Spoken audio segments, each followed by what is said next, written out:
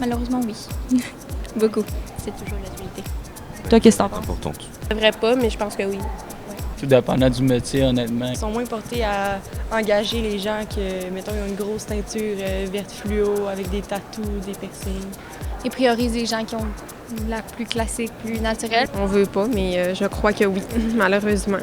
L'image est importante pour accéder à un métier, notamment dans les milieux où l'on serre des mains, par exemple, où on rencontre des gens. C'est qu'on nous vend l'idée qu'une personne belle est une belle personne. En agissant en ce sens, on avantage cette même personne. Ça peut sembler merveilleux, mais ça vient aussi avec une certaine pression, celle de conserver son image, ou du moins, en adopter une. Mais qu'en est-il des personnes désavantagées par ce constat?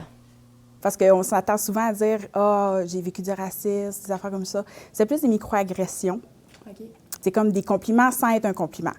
Donc, « Ah, tes cheveux sont vraiment beaux frisés, mais t'es plus belle avec les cheveux plats. » Comme, « Wow, merci beaucoup, mais t'es en train de dire que, tu sais, mon ethnicité à moi, ce que je suis moi vraiment, c'est pas beau par rapport à tes standards de beauté. » Encore une fois, je suis venue porter mon CV, super gentil, gros sourire.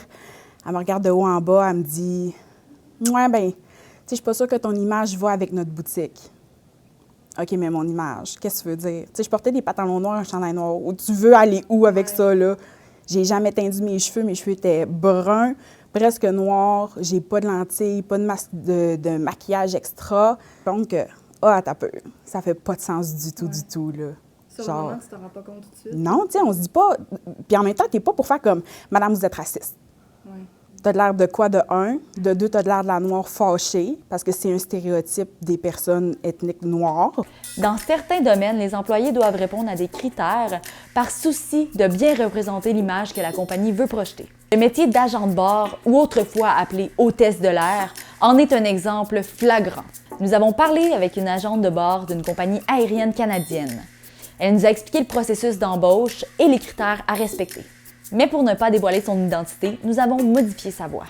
En entrevue, avant d'être agent de bord, c'est de ressembler le plus possible à un agent de bord. Donc, si c'est les filles, c'est jupe, collant, talons hauts, avec un veston, une petite blouse, des pantalons, peu importe. Les gars, c'est un complet avec, c'est ça, un habit, cravate.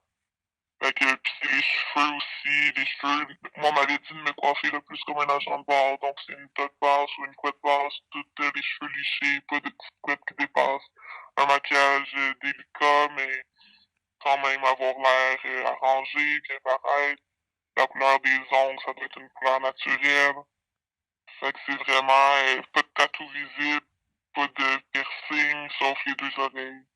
Donc, c'est vraiment comme avoir l'air d'un agent de bord parce que notre réalité, c'est ça. Si la personne est choisie pour le poste, la première impression qu'elle va avoir laissée aussi au moment de sa visite, ça va être « Ah ouais, c'est lui qui ont choisi. » Tu sais, il était...